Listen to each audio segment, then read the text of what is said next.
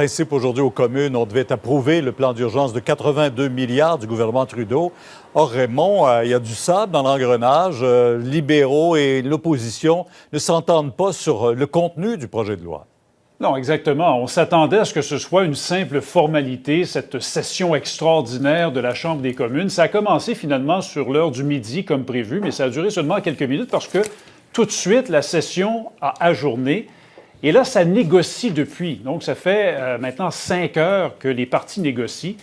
Ce sur quoi on ne s'entend pas, Pierre, c'est qu'en plus de l'aide financière pour les gens, les chômeurs, les entreprises, le gouvernement veut se donner des pouvoirs extraordinaires, des pouvoirs pour dépenser à sa guise sans l'approbation du Parlement fédéral pendant plusieurs mois.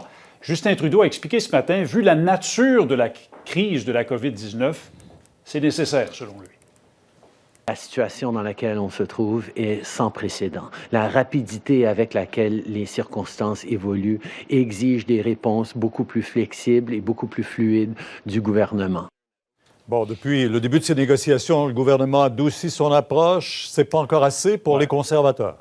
Bien, il faut savoir qu'initialement, le gouvernement fédéral, le gouvernement Trudeau, voulait s'accorder ses pouvoirs spéciaux jusqu'à la fin de 2021. Là, le Bloc québécois nous a dit aujourd'hui, on a négocié pour une période beaucoup plus courte, 6 mois au lieu de 21 mois, donc pour la fin septembre, mais les conservateurs, eux, n'en veulent absolument pas de ces pouvoirs spéciaux qui seraient accordés au gouvernement.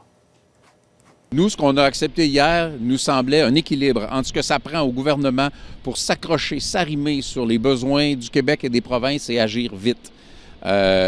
Ce que j'ai compris des demandes des conservateurs de ce matin, c'est qu'ils scrapaient presque toutes. Ce qu'on veut, c'est que le gouvernement sépare les deux choses, qu'on adopte le plus rapidement possible les mesures d'urgence et si par la suite il veut discuter des autres pouvoirs qui sont peut-être nécessaires en temps de crise, bien qu'on le fasse, mais qu'on le fasse d'une manière ouverte et transparente, pas en faux fuyant et en se cachant comme ils ont tenté de le faire actuellement. Alors, résultat, Pierre, ça devait durer 4h30. Aujourd'hui, ces délibérations à la Chambre des communes. Il est maintenant 17h05. On ne sait toujours pas à quel moment la Chambre des communes va véritablement amorcer son travail. Les discussions se poursuivent toujours derrière des portes clés.